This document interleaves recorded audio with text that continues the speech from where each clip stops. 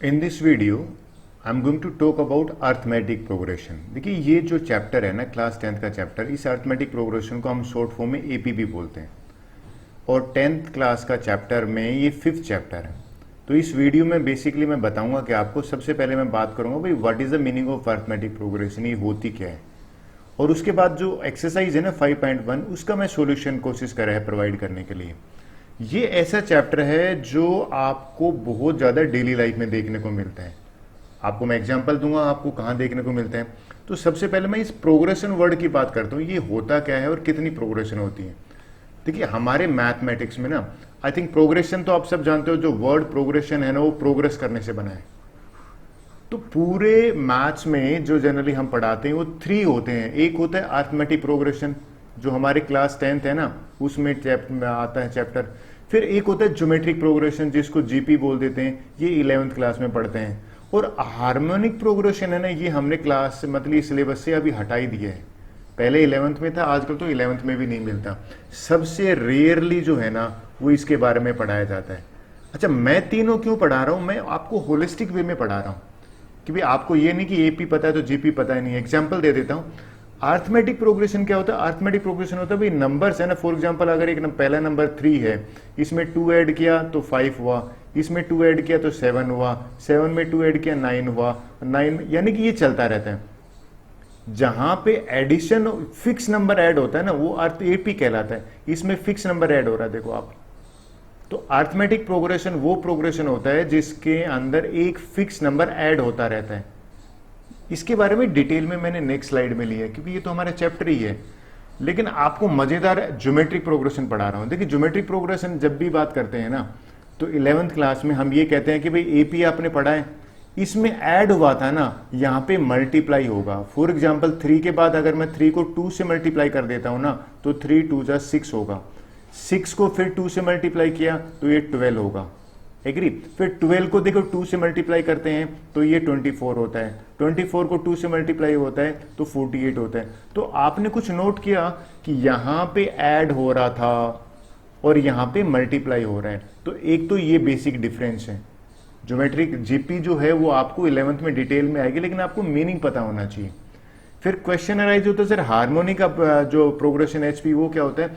वो एक्चुअल में एपी का रेसिप्रोकल था, लेकिन ये तो आप ना पढ़ो तो भी चलेगा क्योंकि ये आजकल कहीं पे किसी सिलेबस में मैंने देखा भी नहीं है। होता क्या था, जो एपी था ना उसका रेसिप्रोकल लेके जब हम इसको एक्सप्लेन करते थे तो ये चीज थी, लेकिन इसके बारे में हम नहीं पढ़ाते, क्वेश्चंस में नहीं आते। अब बात होती है sir arithmetic progression geometric progression क्यों जरूरी है, कहाँ कहाँ इसका यूज होता है। देखिए मैं टाइम्स ऑफ इंडिया पढ़ रहा था, उसमें कह रहा था कि भाई अर्थमेटिक, उसमें देखिए हेडलाइन क्या थी, वो कह रहा था कि जो हमारे रिसोर्सिज है ना, रिसोर्सिज जिस हिसाब से इंक्रीज हो रहे हैं वो एपी को फॉलो कर रहे हैं, लेकिन जो हमारी पॉपुलेशन है ना वो किस हिसाब से बढ़ रही है, वो जीपी के हिसाब से बढ़ रही है। तो वो कह रहे थे कि भाई रिसोर्सिज और जो पॉपुलेशन के बीच में एपी और जीपी का है। अब जिन बच्चों को जीपी पता है उसको तो वो हेडलाइन समझ में आ गई थी, जिनको नहीं पता है उनको बड़ी दिक्कत हो रही थी। मेरा फेवरेट चैप्टर पता क्यों है? इसमें एक बड़ा क्वेश्चन आता था, और ऐसा नहीं, आई थिंक 3rd क्लास से स्टार्ट हो रखा था ये क्वेश्चन। अब 10th में जाके पता लगा कि इसका फार्मूला एक चैप्टर भी ऐसा क्वेश्चन आता था, कंप्लीट द सीरीज। तो ये सीरीज मेंटल एबिलिटी में खूब आता था। हो क्या रहा है यहाँ पे आप देखो, एक फिक्स नंबर ऐड हो रहा है, 5 ऐड हो रहा है, फिर यहाँ पे भी 5 ऐड हो रहा है, यहाँ पे भी 5 हो रहा है। अब उस टाइम में हम बच्चों को पढ़ाते देते कि नेक्स्ट क्या होते थे, हम कहते थे भाई 27 आएगा, नेक्स्ट क्या आएगा, इसमें 5 ऐड करेंगे तो 5 ऐड किया तो इसमें आ गया 32। वहां पे हम एपी नहीं बताते थे बच्चों को, हम कहते थे भाई एक फिक्स नंबर ऐड हो रहा है तो आप ऐड करते जाइए फिक्स नंबर को। लेकिन मजेदार चीज है, ये चैप्टर जो है ये आपको बहुत पहले स्टार्ट हो जाता है, छोटी क्लास से भी। तो पहले अर्थमेटिक प्रोग्रेस के बारे में डिटेल में पढ़ते हैं। ये बताता हूँ ये हमें डेली लाइफ में कहाँ मिलते हैं, लेकिन पहले इसका मीनिंग में जाता हूँ मैं कि ये मीनिंग क्या कह रहे हैं। देखिए भाई ऐसा है कि अर्थमेटिक प्रोग्रेशन है ना, जिसको एपी, हर कोई टीचर भी इसको एपी ही कहता रहता है। उसमें क्या होता है, ए नंबर यानी कि list of numbers in which each term is obtained by adding a fix number. हम फिक्स नंबर ऐड करके पुरानी टर्म में नई टर्म निकालते हैं। ये समझाता हूं कैसे। जैसे ये 7 है ना, 7 में मैंने फिक्स नंबर ऐड करा 10 आ गया, वही 3 ऐड करना पड़ेगा, नंबर चेंज नहीं होगा। ऐसा नहीं होगा यहाँ 3 है तो यहाँ 7 हो गया और वहाँ 10 हो गया। फिक्स नंबर ऐड करने पे जो पैटर्न आता है उसको हम एपी बोलते हैं। फिर बच्चे जनरली पूछते हैं कि सर ऐड ही होना है क्या ऐड की जगह पे सब्ट्रैक्ट होगा तो क्या एपी नहीं होगा? देखिए आंसर है बिल्कुल एपी होगा। अगर कोई आपसे कहे कि भाई ये बताइए अरिथमेटिक प्रोग्रेशन है, 100, 95, 90, 85, ये भी बिल्कुल अरिथमेटिक प्रोग्रेशन है। क्यों है? क्योंकि इसमें -5 ऐड हो रहा है। देखिए -5 ऐड हो रहा है यहाँ पे, यानी कि सिंपल लैंग्वेज में बताऊं तो 5 का सब्ट्रैक्शन हो रहा है। फिक्स नंबर है ना सभी टर्म्स के बीच में, वो सब्ट्रैक्ट हो रहा है, सो ये भी एपी है। फिर कहते हैं सर बाय चांस अगर मान लो ए ऐड भी ना हो और सब्ट्रैक्ट भी ना हो तो क्या ये एपी होगा? भैया देखिए इस केस में भी आप नोट करो ऐड तो हो रहा है बट वो 0 ऐड हो रहा है, तो आंसर है बिल्कुल ये भी एपी की काउंट में होगा। तो मैंने 3 एग्जाम्पल लेके ये बताने की कोशिश करी है कि तीनों एग्जाम्पल एपी हैं। कंडीशन ये है कि वो जो फिक्स नंबर है ना वो ऐड होना चाहिए। अब बात करते हैं सर, आप ठीक है कह रहे थे बार बार कि भैया डेली लाइफ में यूज होता है। कहाँ आपने देखा है डेली लाइफ में? मैं जब भी सुबह उठ के देखता हूं ना तो आप सभी ने कैलेंडर देखा होगा, और मैं इस चीज को नया नहीं बता रहा हूं, आप सभी कैलेंडर देखते हो। तो उस कैलेंडर में देखिए आपको क्या नहीं लगता कि 4 के बाद 7 आ रहा है, फिक्स पैटर्न है, 11 के बाद 18 आ रहा है, फिक्स पैटर्न है, 18 के बाद 25, यानी कि यहाँ +7 हो रहा है। तो ये चीज तो एक अरिथमेटिक प्रोग्रेशन को रिप्रेजेंट करता है। तो देखो सबसे बढ़िया एग्जांपल ऑफ एपी तो कैलेंडर है। यहां देख लीजिए, आपको नहीं लगता ईच कॉलम में जो है वो कैलेंडर में एक अरिथमेटिक प्रोग्रेशन बन रही है? डेली लाइफ में इतने एग्जाम्पल हैं इसके एपी के, चाहिए वो फ्लावर्स की जो पेटल्स होती है ना वो लगा लीजिए, या आप कोई भी डिजाइन ले लीजिए, अरिथमेटिक प्रोग्रेशन की एक नॉलेज आपको बहुत अच्छा डिजाइन बना के देती है।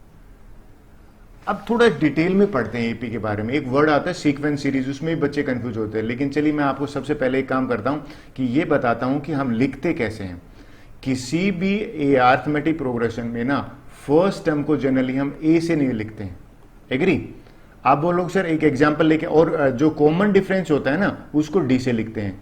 एग्जाम्पल के बताता हूं कि भाई अगर मान लीजिए, मैं इंक चेंज कर लेता हूं, लीजिए ये है 8, इसमें अगर मैंने 2 ऐड कर दिया, 10, 12, 14, ये चल रही ना, तो जो फर्स्ट टर्म ए है ना इस केस में ए की वैल्यू 8 हो गई, तो फर्स्ट टर्म को हम ए से लिखते हैं।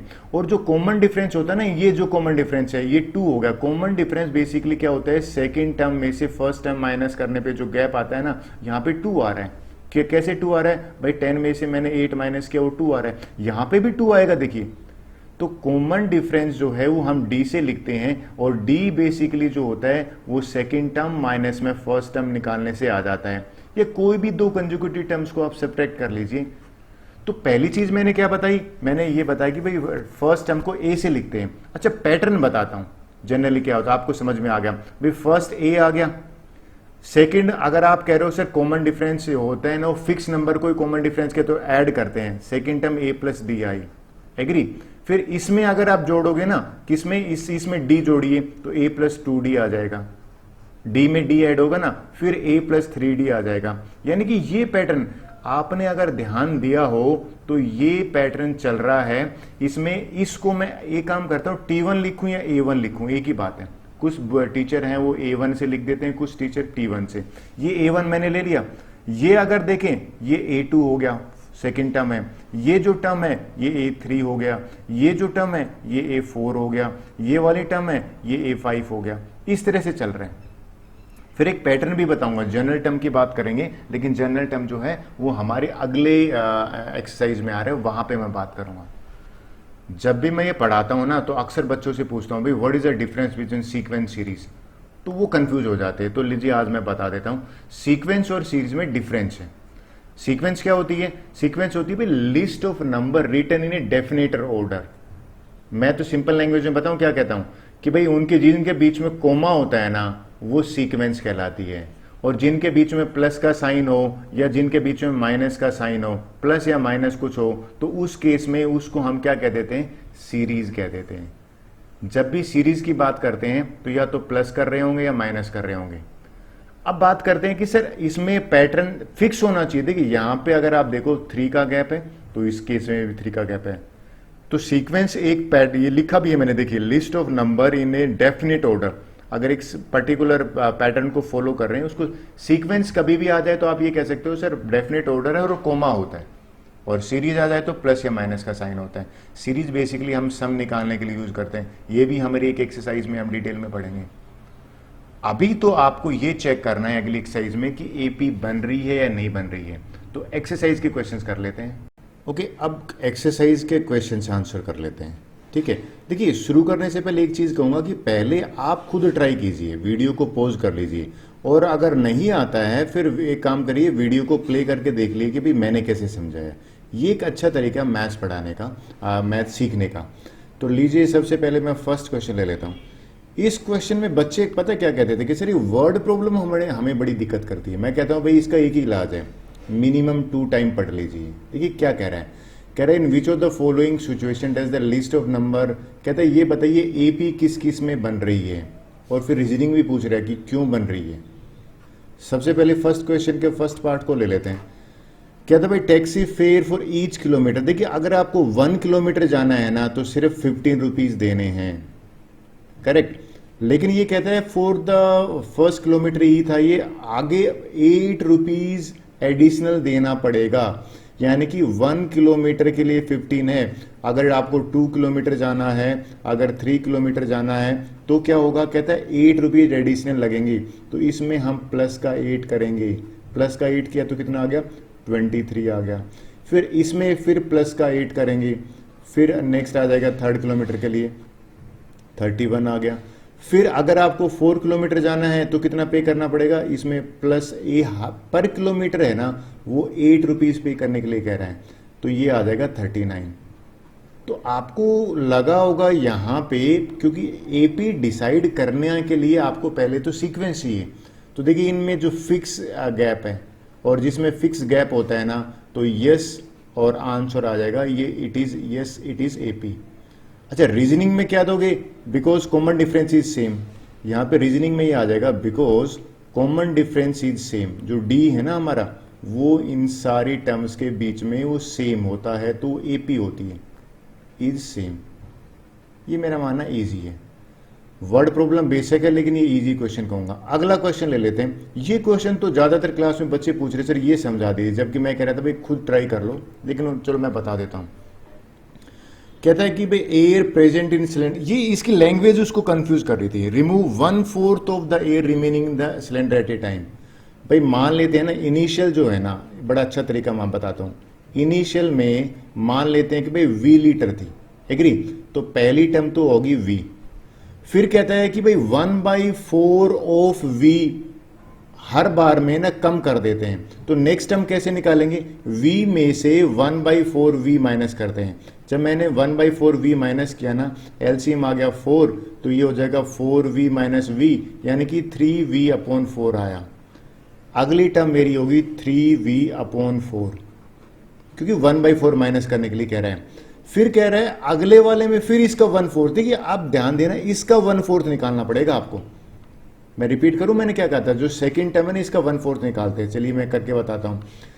3/4 है ना V, इसका 1/4 निकाला, तो मैं 1/4 से मल्टीप्लाई किया, तो ये हो गया 3V/16।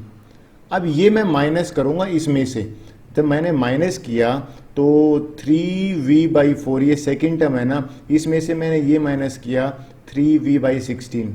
देखिए एलसीएम लिया तो एलसीएम तो 16 आ गया, और इसको 16 बनाने के लिए मुझे 4 से ऊपर नीचे मल्टीप्लाई करना पड़ेगा, तो 12V माइनस में 3V, और ये 9V/16 आ गया।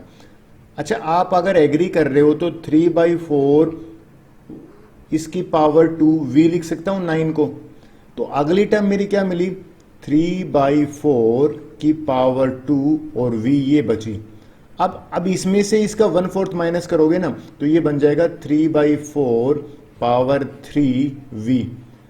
तो अब हमारी सीक्वेंस रेडी है। तो आप बताइए क्या ये कांस्टेंट, ये आपको लग रहा है कि ये फिक्स डिफरेंस आ रहा है, तो भैया आंसर मेरा तो नो है। यहां पे मैंने नो लिख दिया, क्यों, क्योंकि इसमें जीपी बन रही है, ज्योमेट्रिक प्रोग्रेशन। यानी कि एपी नहीं बन रही, तो आप यहाँ लिखोगे बिकॉज, यहाँ पे रीजनिंग देनी बहुत जरूरी है, because common difference is not same, common difference is not same, D same होता है तो ही एपी बनती है। ये तो ज्योमेट्रिक प्रोग्रेशन का एग्जाम्पल हो गया। नेक्स्ट क्वेश्चन ले लेते हैं, बड़ा मजेदार क्वेश्चन है, लीजिए ये वाला क्वेश्चन क्या कह रहा है, ये भी इजी कहते हैं, 1 नंबर में आता है। कहता भाई cost of digging a wall after every meter, पहले 150 रुपीज फर्स्ट मीटर की, ये मेरा 150 रुपीज पे करना है अगर मुझे 1 मीटर पे डिगिंग करनी है। कभी आपको नहीं समझ में आया ना तो मिनिमम 2 टाइम पढ़िए स्टेटमेंट को। फिर क्या कह रहा है, कहता है अगले फॉर ईच सब्सिक्वेंट मीटर के लिए आपको 50 रुपीज पे करना है। अगर मुझे 2 मीटर करानी है या 3 मीटर करानी है या 4 मीटर करानी है या 5 मीटर कर रहे हैं, तो कहता है आपको 50 रुपीज एडिशनल देना पड़ेगा हर 1 मीटर के लिए। यानी कि मुझे इसमें 50 ऐड करूंगा ना मैं, तो ये मेरा कितना बन जाएगा 200, 2 मीटर का पे कितना। अगर मुझे 3 मीटर पे करना है तो मुझे वापिस से इसमें 50 और देना पड़ेगा, यानी कि ये 250 बन गया। और इसमें वापिस अगर मुझे 4 मीटर पे करना है, सॉरी डिग करना है, तो 4 मीटर के लिए मुझे अगेन पर मीटर 50 पे करना पड़ेगा, तो 300 आ गया। और 300 में अगेन अगर मुझे, तो आपको ये अगर मिल जाता है सीक्वेंस, तो सीक्वेंस में आप ये देखिए कि इनमें गैप फिक्स है, आंसर अभी फिक्स है, तो यस लिख के और एपी आ गया, ये एपी बना रही है। फिर वो हमसे पूछेगा व्हाट इज द रीजनिंग, तो रीजनिंग ये है कि कॉमन डिफरेंस इज सेम। आप देख लीजिए 50 का कॉमन डिफरेंस है, तो कॉमन डिफरेंस जो है वो अगर सेम होता है तो वो हमारी अरिथमेटिक प्रोग्रेशन होती है। आई होप ये भी मैं आपको ठीक से समझा पाया। अगला क्वेश्चन ले लेते हैं। देखिए अगला क्वेश्चन आपको याद दिला देगा क्लास 8th में कंपाउंड इंटरेस्ट की बात कर रहे हैं। याद दिलाऊं कंपाउंड इंटरेस्ट का फार्मूला क्या था, अमाउंट का फार्मूला होता था प्रिंसिपल 1 प्लस में रेट अपॉन 100, और ये पावर होती थी एन या टी, टाइम होता था। अमाउंट निकालने का फार्मूला था कंपाउंड इंटरेस्ट के केस में। कहता है भाई आपने फर्स्ट ईयर ना, यानी कि जमा करके जब आए 10,000, तो ये कहता है कि 8% के हिसाब से इंटरेस्ट मिल रहा है। तो अगर मैं फर्स्ट ईयर में अगर अमाउंट निकालूं, तो यहां पे टाइम में 1 पुट कर दूंगा, रेट में क्या पुट कर दूंगा 8%, तो और प्रिंसिपल क्या हो जाएगा, प्रिंसिपल हो जाएगा 10,000, तो ये बन जाएगा मेरा 10,000, 1 प्लस में 8/100 और पावर 1 रहेगी, क्योंकि मैं फर्स्ट ईयर का निकालता हूं। चलो सेकेंड ईयर का निकालते भाई 2 साल के बाद अगर हम पैसा निकालने जाएंगे तो क्या हो जाएगा, ये टाइम है ना यहाँ 2 होगा बस, बाकी सेम रहेगा, यानी कि 10,000 एज इट इज रहेगा, 1 प्लस में रेट अब 8/100 पावर 2 हो गया, 2 ईयर का हो गया। फिर अगर आपसे 3 ईयर के बाद का पूछेगा तो ये क्या हो जाएगा, 10,000 principal as it is, 1 plus में 8/100 और पावर 3 हो जाएगी। आपने कुछ नोट करा, क्या नोट करा कि इसमें तो ये अगर थोड़ी बहुत भी आपको नॉलेज है, ज्योमेट्रिक प्रोग्रेस यानी कि मल्टीप्लाई हो रहा है, 1 प्लस 8/100 1 टाइम था या 2 टाइम है या 3 टाइम, ऐड नहीं हो रहा, तो ये आंसर हो जाएगा नो। और क्यों एपी नहीं है, because common difference is not same, because जो कॉमन डिफरेंस है ना वो सेम नहीं है, common difference is not same. ये तो ज्योमेट्रिक प्रोग्रेशन है, देखा जाए तो ज्योमेट्रिक प्रोग्रेशन में मल्टीप्लाई होता है, ऐड नहीं होता। आई होप ये आपको पता लग गया होगा कि भाई ये मल्टीप्लाई करने पे आ रहा है। क्या मल्टीप्लाई कर रहे हैं, ये 1 प्लस में 8/100 है ना, ये हर बार मल्टीप्लाई करते जाते हैं, यहाँ पे 2 टाइम आ गया, यहाँ पे 3 टाइम हो गया। आई होप ये आपको क्वेश्चन समझ में आया होगा। सेकेंड क्वेश्चन ले लेते हैं जो काफी सबसे ईजी कहूंगा मैं, सेकेंड थर्ड क्वेश्चन। ओके, अब क्वेश्चन नंबर 2 कर लेते हैं। देखिए क्वेश्चन पढ़ते हैं, कहता है right the first 4 terms of an AP. मैं 4 को अंडरलाइन कर लेता हूँ। फर्स्ट टर्म को ना वैसे ए से लिखते हैं, फर्स्ट टर्म जो है हमेशा ए से लिखते हैं, और कॉमन डिफरेंस को डी से लिखते हैं, तो ये कहता है गिवन है, तब तो बड़ा इजी हो गया। फर्स्ट 4 टर्म में आई थिंक पहली टर्म तो 10 ही होगी, तो ये लीजिए 10 हो गया। और जो नेक्स्ट टर्म लाने का तरीका पता है, डी ऐड करता है कॉमन डिफरेंस, तो अगर मैं इसमें 10 ऐड करूंगा ना तो ये बन जाएगा 20, और 20 में 10 ऐड करा ये बन जाएगा 30, और 30 में वापिस से 10 ऐड करा तो ये बन जाएगा 40। आई होप हमसे कितनी पूछी थी, first 4 terms I hope you understood. Next question कर लेते हैं। फर्स्ट टर्म दे रखी है, मैं तो सबसे इजी क्वेश्चन मानता हूँ, ये लीजिए कॉमन डिफरेंस डी है, तो भैया -2 में अगर 0 ऐड करेंगे तो -2 ही रहेगा, चेंज ही नहीं होगा। -2 में फिर 0 ऐड करके देख लीजिए, -2 ही रहेगा। फिर -2 में 0 ऐड करके देखा, जब कॉमन डिफरेंस 0 हो तब मजे हैं। 4 टर्म आ गई, 1 2 3 4। आई होप ये भी आपको इजी हो गया। नेक्स्ट क्वेश्चन कर लेते हैं। सेकंड क्वेश्चन तो जनरली बच्चे पूछते भी नहीं है, खुद ही कर लेते हैं। देखिए इसमें अगेन वही है, फर्स्ट टर्म 4 दे रखा है। अब तो आप इसको ये ध्यान में रखना कि यहाँ नेगेटिव है, तो अगर 4 में मैं -3 ऐड कर देता हूँ, रफ में ऐड करके देख लीजिए, मैंने -3 ऐड करा तो 4 -3 1 बचा, एग्री। और 1 में फिर मैं मतलब -3 कर दोगे सीधी, यहाँ पे भी -3 करोगे तो 1 में से 1 -3 करा तो -2 बचा। इसमें फिर -3 करेंगे तो -5 बचेगा। आई होप ये भी आपको कोई दिक्कत नहीं करेगा। 4 ही तो टर्म पूछी थी हमसे। नेक्स्ट पार्ट करके देखते हैं। फर्स्ट जो है -1 दे रखा है, एग्री। अभी फ्रैक्शन आ गया 1/2 प्लस का है। देखिए अगर मैं इसमें प्लस का 1/2 करता हूं तो आप रफ में ना माइनस में प्लस 1/2 करोगे, इसके नीचे डिनोमिनेटर 1 आएगा, एलसीएम 2 आया, -2 प्लस में 1 करा यानी कि -1/2 आया। फिर इसमें प्लस 1/2 करोगे तो ओबियसली तो 0 आ जाएगा।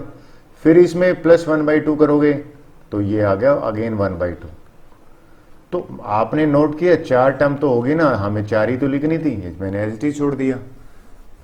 इस क्वेश्चन का लास्ट पार्ट देख लेते जो मुझे बड़ा इजी लगा। भाई इसमें बस ये है कि फर्स्ट टर्म ए लिख रखा है तो मैंने यहां पे लिख दिया -1.25 और हमें करना क्या है, -0.25 इसमें से करना है। तो यहां रफ में कर लेता हूं, -1.25 और -0.25 ऐड करेंगे ना तो नेगेटिव नेगेटिव है तो ये बच्चे गलती करते, ये ध्यान में रखना, -1.50 आया, -1.50।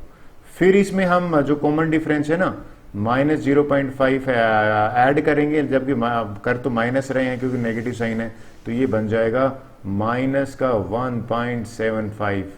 फिर हमने -0.25 को ऐड करा, ये बन जाएगा -2.00। आई थिंक 2 लिखते तो भी चलेगा। 4 टर्म हमारी होगी, कोमा जरूर लगा देना इनके बीच में। So with this our second question is over. Third question कर लेते हैं। वेल ये थर्ड क्वेश्चन है। देखिए क्वेश्चन में क्या कह रहा है, कहता है फॉर द फॉलोइंग एपीज। हमें क्या करना है, फर्स्ट टर्म लिखना है और कॉमन डिफरेंस। कॉमन डिफरेंस जो डी है ना उसका फार्मूला मैंने पहले लिख दिया है, second term minus first term. भाई थर्ड टर्म माइनस सेकेंड भी हो सकते हैं, 2 कंजुकेटिव टर्म का डिफरेंस है, और कॉमन फर्स्ट टर्म को तो इसी लिखते हैं।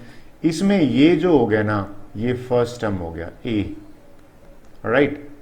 और अगर डी हमें लिखना है तो डी क्या हो जाएगा, मैं तो हमेशा कहता हूँ भाई second term minus first term होता है ना, सेकंड टर्म कितना है 1 है। ये सही क्वेश्चन कर लेना। 1 - 3 करा तो -2 होगा। वेल हमें क्या मिल गया, फर्स्ट टर्म मिल गया, हमें कॉमन डिफरेंस भी मिल गया। नेक्स्ट क्वेश्चन कर लेते हैं। देखिए ये भी वही क्वेश्चन है, जो जहां से सीक्वेंस शुरू होता है ना वो तो फर्स्ट टर्म होती है। आप फर्स्ट टर्म लिख सकते हो ऐसे और ए लिखते हो, बोथ आर करेक्ट। ये मैंने -5 लिखा। कॉमन डिफरेंस जो है ना वो हमेशा डी से लिखते हैं, तो कॉमन डिफरेंस लिख दीजिए या डी लिख दीजिए, बात एक ही है। यानी कि पहले ये लिख दीजिए, कभी कभी T2 - T1 करना होता है ना, तो सेकेंड टर्म यानी कि -1 और उसमें से फर्स्ट टर्म माइनस करोगे, तो जब मैंने इसको माइनस किया तो प्लस का 5 और मेरा आंसर आ गया 4। तो जो डी है वो 4 आ गया। ये भी समझ में आ गया आपको। Let's proceed for the next question. देखिए ये वही सेम क्वेश्चन है, आई होप पहले आप खुद भी करोगे, फिर भी बता देते हैं। फर्स्ट टर्म लिखना है, फर्स्ट टर्म लिख दिया मैंने। ए जो है मेरा 1/3 आ गया, ये तो फर्स्ट टर्म होता है। फिर हमें डी निकालने के लिए कह रहा है, डी हमेशा second term minus first term होता है, तो इन दोनों का डिफरेंस निकालेंगे, यानी कि 5/3 - 1/3। डिनोमिनेटर 3 है, मजे हो गई, आपको दिक्कत नहीं आएगी। 5 - 1 4/3, यानी कि जो डी है वो मेरा 4/3 आ गया। आई होप ये भी आपके लिए इजी है। नाउ फोर्थ पार्ट कर लेते हैं। फोर्थ पार्ट क्या कह रहा है देखो, let me change the ink. This is first term, तो लीजिए ए जो है वो 0.6 है, फर्स्ट टर्म है। अब जो टी डी है ना, उसमें मुझे सेकंड टर्म में से फर्स्ट टर्म माइनस करने पे निकलेगा, यानी कि इन दोनों का डिफरेंस निकाल देता हूं। 1.7 माइनस 0.6, ये याद रखना डेसिमल के नीचे डेसिमल लिखोगे। जब मैंने इसका करा 1.1, तो ये जो डी है ना, ये डी आ गया 1.1 कॉमन डिफरेंस। आई होप ये आपको क्लियर हुआ होगा। Let's proceed for the next question. ये है क्वेश्चन नंबर 4। देखते हैं ये क्या कह रहे हैं। कहता है विच ऑफ द फॉलोइंग, हमें तो चेक करना है कि एपी कौन कौन सा बन रहा है, और कहते हैं इफ दे फॉर्म एपी, अगर यस है तो हमें कॉमन डिफरेंस लिखना है और 3 मोर टर्म्स, इसको मैं अंडरलाइन कर लेता हूं। देखिए सबसे अच्छा तरीका क्या है, एपी है कि नहीं, आप 2 कंसेक्यूटिव टर्म का डिफरेंस निकालिए। तो अगर आप नोट करेंगे कि भाई ये हमारा क्वेश्चन है 2, 4, 8, 16, एग्री, इन दोनों को गैप करा, मैं इंक चेंज कर लेता हूं, वो थोड़ा इजी रहेगा मेरे लिए। 4 - 2 2 का गैप है, इन दोनों को करा 4 का गैप है, इन दोनों को करा 8 का गैप है। क्या गैप फिक्स है? देखिए आंसर इज नो, ये एपी है ही नहीं। हमसे पूछा था which of the following are AP, ये एपी क्यों नहीं है? रीजन भी दे दो अगर वो रीजन आपका, because common difference is not same, because common difference is not same. 2 conjugative terms के बीच में डिफरेंस तो है ना, वो सेम होना चाहिए, तो यहाँ पे सेम नहीं है।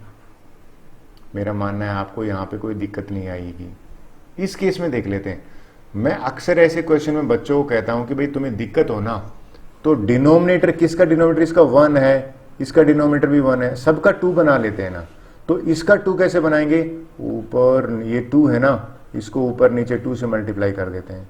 ये 5/2 है, ये इसको भी 2 बनाना है, तो डिनोमिनेटर 2 बनाने के लिए ऊपर नीचे 2 से मल्टीप्लाई कर देते हैं। ऐसे करने से चीजें क्लियर हो जाएगी। आप बोलो सर कैसे क्लियर होंगी? देखिए ये हमारा क्या बना 4/2, ये कितना बना 5/2, ये कितना बना 6/2, ये कितना बना 7/2। अब आप ये बताओ कि आपको नहीं लगता कि इसमें आप एपी है कि नहीं? बिल्कुल है। आप नोट करेंगे, इन दोनों का गैप निकाल लीजिए। 5 - 4 1/2 गैप आ रहा है, इन दोनों का गैप निकालिए 6 - 5 1/2 आ रहा है, इन दोनों का गैप आ रही है, ये 1/2 आ रहा है। तो हमसे पूछा था if they form AP, yes यहां पे लिख दिया फॉर्म एपी। अब नेक्स्ट क्या कहता है, फाइंड द कॉमन डिफरेंस। तो भैया कॉमन डिफरेंस जो डी है ना, वो T2 - T1 है। वो तो हमने एक्चुअल में एपी वैसे निकाल लिए, 5/2 - 4/2 से करा, तो 5 - 4 होता है 5 - 4/2, 1/2 इसका कॉमन डिफरेंस आ गया। कॉमन डिफरेंस तो हमने पहले ही निकाल लिया, तभी तो पता लगा एपी है कि नहीं। नेक्स्ट 3 टर्म्स लिखना है, हाँ ये लिख देंगे। अब सीक्वेंस देखो ना, 4, 5, 6, 7, ये लो भैया 8/2, 9/2, 10/2। आई होप 3 ही पूछी थी, मैंने 3 लिख दी। चीजें क्लियर हुई? अब आपको क्लियर होगी तो नेक्स्ट पार्ट कर लेते हैं। ओके, क्वेश्चन नंबर 4 कर लेते हैं। देखिए क्वेश्चन नंबर 4 का थर्ड पार्ट क्या कह रहे हैं, कह रहे हैं कि भाई हमें ये चेक करना है ये एपी बना रहे हैं कि नहीं, और इफ यस एपी है तो फिर हमें कॉमन डिफरेंस निकालना है और नेक्स्ट 3 मोर टर्म्स हमें लिखनी है। सबसे बड़ा अच्छा तरीका है एपी है कि नहीं, कॉमन डिफरेंस निकालिए 2 कंजुगेटिव टर्म्स के, इनके बीच में कॉमन डिफरेंस निकालते हैं। तो मैं रफ में क्या करूंगा, 3.2 नेगेटिव है और 1.2 है, इन दोनों को मैं एक काम करता हूं, जब माइनस करके देखता हूं तो मेरे पास आंसर आया 2, यानी कि -2 अगर और ऐड कर दें तो ये बन जाता है। फिर इन दोनों का बीच में निकाला तो -2 यहाँ पे भी आ रहा है, इन दोनों को निकाला। अब देखिए अगर कॉमन डिफरेंस सेम है तो वहां पे एपी बनेगा, तो यस यहाँ पे लिखूंगा यस एपी। फिर हमसे क्या पूछा था इसने, कॉमन डिफरेंस, तो मैं यहाँ डी लिखूंगा। डी तो ये आ ही गया ना आपका, यानी कि डी T2 - T1 होता है, second term minus first term, और -2 आ गया। फिर कहते हैं नेक्स्ट 3 टर्म्स पे लिखिए, तो इसमें -2 और ऐड कर दीजिए। ये इंक चेंज करके आपको समझाता हूं, थोड़ा सा आसान रहेगा। ये हो जाएगा -9.2, एक और -2 ऐड करते हैं, -11.2, फिर -2 यहां पे करते हैं, ये हो जाएगा -13.2। आई ऑफ हमें 3 मोर खाली कहा था, तो 3 हमारे पास और आ गई। फोर्थ पार्ट देख लेते हैं। फोर्थ क्या कह रहा है, देखिए तरीका वही है, एपी चेक करने का बढ़िया अच्छा है कि दो कंजुगेटिव टर्म्स के बीच में देखिए इनके बीच में गैप कितना है। जब मैंने रफ में -10 और -6 का गैप निकाला ना, डिफरेंस निकाला, तो मैंने देखा भाई ये तो -10 में से -6 करता हूं तो प्लस का 4 आ रहा है, राइट, प्लस का 4 आ रहा है, तो यानी कि प्लस का 4 ऐड करने पे ये बना।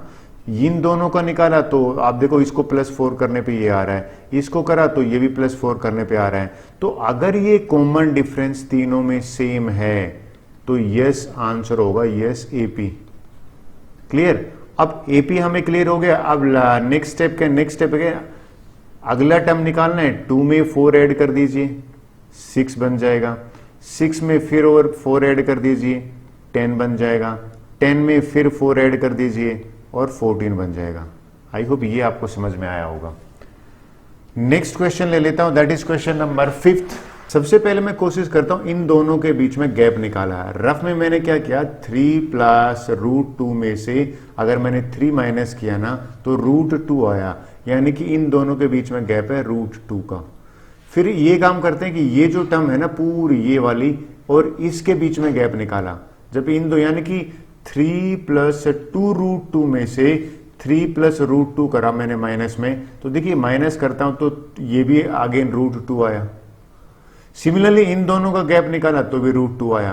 तो अभी तो हमने बात करी थी अगर कॉमन डिफरेंस कंजुगेटिव टर्म्स में सेम आता है तो आप लिख दिए yes it is an AP. और डी भी आपसे पूछा है तो डी तो √2 आ गया कॉमन डिफरेंस।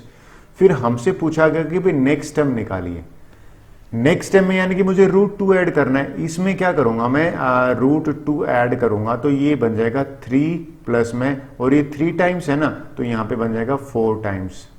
आई होप यही समझ में आ गया। फिर क्या हो जाएगा, यहां पे बन जाएगा 3 प्लस में 5 टाइम्स √2 और ये बन जाएगा 3 प्लस में 6 टाइम √2। 3 नई टर्म्स हमसे पूछी थी, वो तीनों मैंने आपको बता दी। डी मिलने के बाद बड़ा इजी होता है।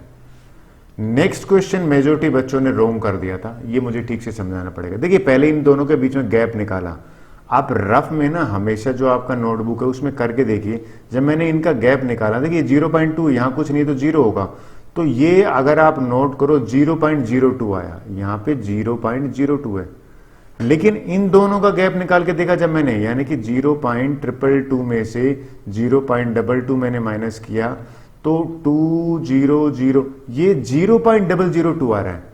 अब ये आप खुद बताइए क्या ये दोनों सेम है? ये दोनों सेम तो नहीं है, तो यहां चेक करने की जरूरत ही नहीं है, तो यहां पे आएगा नो, नोट एपी। और एपी है ही नहीं तो वहां पे डी लिखने की जरूरत नहीं है, क्योंकि इसने साफ लिखा है इफ दे फॉर्म एपी, उस केस में ही डी लिखना है और उसी केस में हमें 3 टर्म्स लिखनी है।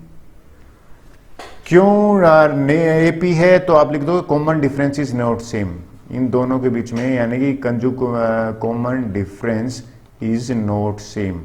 ये मैंने रीजनिंग भी दे दी जो जरूरत तो नहीं थी, लेकिन आपको पता होना चाहिए कि क्यों नोट लिखा मैंने। क्वेश्चन नंबर इसका 6th पार्ट कर लेते हैं। देखिए क्या वही तरीका वही है, दो कंजुगेटिव टर्म्स का मैंने माइनस करा, -4 इन -8 में से -4 आप इस तरह से करके देख लीजिए। जब मैंने 4 कर, ये भी -4 आया, फिर इनका दोनों का निकाला, ये भी -4 आया। अगर ये तीनों कॉमन डिफरेंस सेम आ रहा है, यस एपी आ गया। और डी क्या हो जाएगा, डी हो जाएगा वही वाला, यानी कि जो आया -4 हो गया। अब हमें क्या है, नेक्स्ट 3 टर्म्स लिखनी है, तो लीजिए नेक्स्ट 3 टर्म लिख देता हूं। इसमें -4 करेंगे, -16 हो जाएगा। इसमें -4 करा, -20 हो जाएगा। इसमें -4 करा, -24 हो जाएगा। आई होप ये आपको क्लियर हुआ होगा। ये मेरी क्लास के बच्चे रोंग करके आ गए थे और कह रहे सर हमारा ठीक है नंबर काट लिए, ऐसे नहीं होता। देखिए क्या है, जब मैंने इन दोनों के बीच में निकाला तो कुछ चेंज ही नहीं हो रहा, 0 है। ये दोनों के बीच में निकाला, ये भी 0 आ रहा है, यानी कि देयर इज। अब आप बताइए, लेकिन ये कॉमन डिफरेंस सेम तो है, सेम है तो यस एपी होगा। सारे नो लिख के आ गए थे, आंसर करेक्ट समझे, यस। और ये जो कॉमन डिफरेंस है ना डी, ये 0 हो जाएगा। -1/2 है, अगली वाली टर्म भी तो -1/2 होगी। जब सारी सेम चल रही हैं तो आपको दिमाग यहां पे कुछ ज्यादा लगाना ही नहीं पड़ेगा। I hope 8th question clear हो गया। Let's move for the question number 9। देखिए क्वेश्चन क्या कहता है, कहता है कि भाई पहले तो इनका गैप निकालते हैं, 2a माइनस ए ही आता है, 3a माइनस ये भी ए आता है। I hope in this case common difference is same, तो यस AP हो गया कि भाई AP बना रहा है, और D क्या है वो A के बराबर आ गया। और फिर हमसे नेक्स्ट पूछा है, अगर आपका कॉमन डिफरेंस आ जाता है ना, फिर आपके लिए नेक्स्ट 3 टर्म्स इजी है। इसमें कॉमन डिफरेंस ऐड करो, 5a बनेगा, फिर यहाँ a ऐड करा है, फिर इसमें कॉमन डिफरेंस a ऐड करोगे, 6a बनेगा और 7a। आई होप ये आपको समझ में आ गया। इस क्वेश्चन को ले लेते हैं। देखिए इस क्वेश्चन में जब मैंने कंजुगेटिव डिफरेंस निकाला, इट इज कमिंग 2, ये आ गया 6, ये आ गया। अच्छा आप खुद बताइए क्या ये तीनों को सेम आ रहे हैं? नहीं ना, तो नोट AP लिख दीजिए। हमसे पूछा था कि आर दीज आर AP, नहीं। क्यों नहीं AP है? क्योंकि दो कंजुगेटिव टर्म्स के बीच में डिफरेंस ही सेम नहीं है। Let's proceed for question number 11। देखिए ये क्या क्वेश्चन है, ये तो देख के मुझे GP की याद आ गई, लेकिन आपको समझाता हूं। देखिए जब मैंने इन दोनों का गैप निकाला ना, तो मैं इनको माइनस ही नहीं कर सकता, A2 माइनस C लिखना पड़ेगा। यहां पे क्या लिखना पड़ा मुझे? A3 माइनस का A2। यहां पे क्या लिखना पड़ा? A4 माइनस में A3। और ये तीनों सेम नहीं है, एग्री? तो ये भी आंसर हो गया नोट AP। जब सेम ही नहीं आया तो वो AP बनाते ही नहीं है। ये मेरा इंपॉर्टेंट क्वेश्चन का मेरा फेवरेट क्वेश्चन है। इसमें जो बच्चा कर लेता है उसको एक्सरसाइज अच्छी तरह से समझ में आ गई। देखिए मैंने क्यों कहा ऐसे, नो नहीं लिखना है, इसको पहले सोल्व करना। ये बताइए भाई, ये जो 8 है ना, इस 8 रूट को क्या मैं लिख सकता हूं 4 इंटू 2, और इस 4 को बाहर आएगा तो क्या मैं लिख सकता हूं 2 रूट 2। तो ये मैं आपको रीराइट लिख के दिखाता हूं। इस 8 की जगह पे मैंने लिखा है 4 इंटू 2, ठीक है। इस 18 की जगह पे लिखा है 9 इंटू 2। इस 16 की जगह पे लिखा है 32 इंटू 2, सॉरी 16 इंटू 2। अब देखिए मैंने ऐसा इसलिए लिखा कि जब ये 2 परफेक्ट स्क्वायर बाहर आएगा ना, तो ये बन जाएगा 2 रूट 2, और ये अगर बाहर आएगा ना, ये बन जाएगा 3 रूट 2। 16 का परफेक्ट स्क्वायर बाहर आएगा तो ये बन जाएगा 4 रूट 2। अब आप बताइए कि आपको यहां से कुछ क्लियर हो रहा है कि भाई अगर आप नोट करो तो ये इन दोनों के बीच में रूट 2 का गैप है, इन दोनों के बीच में भी रूट 2 का गैप है, और इन दोनों के बीच में भी रूट 2 का गैप है। तो यहां पे आंसर होगा यस AP। ये AP आ गया। कॉमन डिफरेंस क्या आ गया? कॉमन डिफरेंस रूट 2 आ गया। नेक्स्ट 3 टर्म्स लिखना है, ये हो जाएगा 5 रूट 2, 6 रूट 2 और 7 रूट 2। ये आंसर यस है। मैक्सिमम बच्चे नो लिख के आ गए थे, वो आपको गलती नहीं करनी है। ये इसलिए पूछा जाता है अक्सर कि बच्चों को कंफ्यूजन हो तो वो ठीक से कंसेप्ट क्लियर करें। अब आ जाते हैं क्वेश्चन नंबर 13 पे। देखिए ये क्वेश्चन क्या कहता है, इसको हम है तो पिछले वाले की तरह, लेकिन इसको सोल्व करके देखते तो बात बनती नहीं। भाई रूट 3 को ये परफेक्ट स्क्वायर नहीं है, हाँ इसकी जगह पे मैं जरूर 3 लिख सकता हूं, राइट।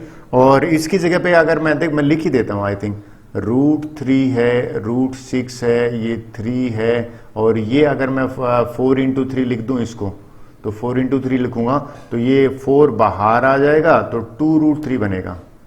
आई होप 2 रूट 3 बना। लेकिन अब एक काम करते हैं, नेक्स्ट इनमें कॉमन डिफरेंस निकाल के लेके आते हैं। क्या है यहां पे कुछ डिफरेंस आ रहा है? देखिए यहां का डिफरेंस जो है वो, क्योंकि इनको माइनस कर ही नहीं सकते, ये एज इट इज लिखना पड़ेगा। इनका डिफरेंस क्या आ रहा है? 3 माइनस में रूट 6। तो कॉमन डिफरेंस हर एक का मतलब दो कंजुगेटिव का डिफरेंस सेम नहीं आ रहा है, नोट AP कर दीजिए। ये माइनस नहीं कर सकते, याद ध्यान रखना। अब ये जो 14th क्वेश्चन है ना, डेफिनेटली ये इंपॉर्टेंट मैं मार्क करूंगा, तो लीजिए इंपॉर्टेंट मार्क इसलिए कर रहा हूं क्योंकि बच्चों को ऐसे नहीं करना है, इनको सोल्व करना है। ये 1 आया, ये 9 आया, ये करा तो 25 आया, ये करा तो 49 आया। अब इनको डिसीजन लेना है, पहले नहीं लेना था। अब इनको क्या डिसीजन लिया कि इन दोनों का गैप, मैं गैप दूसरी इंक से कर देता हूं, थोड़ा सा समझ में आ जाएगा। इन दोनों का गैप करा, 8 आया, इन दोनों को गैप करा। अब देखिए ये आ रहा है 16, इन दोनों का गैप करा, ये आ रहा है 24। अब बात है कि क्या ये सेम है? आंसर इज नहीं, तो लिख दीजिए नोट AP। आई होप ये आपको समझ में आ गया होगा। इस वीडियो का और एक्सरसाइज का लास्ट क्वेश्चन अक्सर एग्जाम में आता है, लिखिए भाई, मोस्ट इंपॉर्टेंट। कई बच्चे इसको नो लिख के आ जाते हैं। मैं हमेशा कहता हूं इसको पहले सिंप्लीफाई तो करो। 1 का स्क्वायर 1, इसका स्क्वायर आ जाता है 25, इसका स्क्वायर आ जाता है 49 और ये 73 एज इट इज। चेक करते हैं what is the gap between these two terms. जब मैंने एक गैप निकाला तो ये गैप आया 24, इनका गैप 24, इनका गैप 24, तो गैप सेम है तो यस एपी। ये लीजिए मैंने एपी लिख दिया। और कॉमन डिफरेंस यानी कि जो गैप है वो कॉमन डिफरेंस आ गया 24। और नेक्स्ट 3 टर्म्स लिखनी है तो 24 इसमें और ऐड कर देते हैं तो ये बन जाएगा 97। इसमें फिर 24 ऐड करते हैं तो ये हो जाएगा 121। फिर इसमें 24 ऐड कर देते हैं ये हो जाएगा 145। आई होप आपको ये समझ में आया होगा। With this our first exercise over. Next exercise next video में कराता हूं। Thank you very much.